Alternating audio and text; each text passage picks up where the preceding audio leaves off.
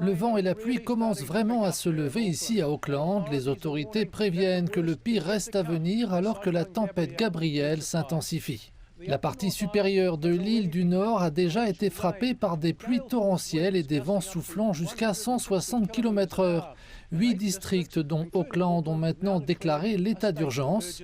L'une des principales préoccupations concerne les communautés vivant dans les zones côtières qui sont inondées en raison d'une combinaison de fortes pluies et de houles qui ont forcé l'évacuation de plusieurs centaines d'habitants.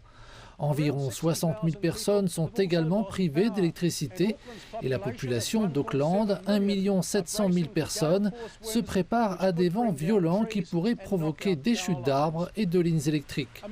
Des abris d'urgence et des centres d'évacuation ont été mis en place dans la ville. Les habitants ont été mis en garde sur le risque d'isolement en raison de routes inondées et de coupures de courant jusqu'à 3 jours.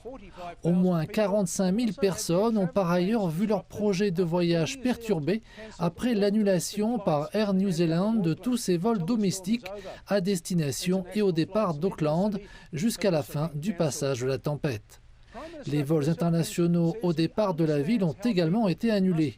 Le Premier ministre Chris Hipkins affirme qu'il comprend à quel point la population doit être épuisée de faire face à toutes ces inondations et les dommages qui ont touché au moins 25 000 familles ces dernières semaines. Il a annoncé un montage financier d'urgence pour aider à soutenir les services sociaux poussés à bout par le mauvais temps. L'armée néo-zélandaise est également prête à venir en aide lors d'évacuations si nécessaire. Cependant, le message fondamental en ce moment est que la tempête tropicale Gabrielle apportera davantage de pluie et de vents violents. La population doit donc se préparer au pire et espérer le meilleur.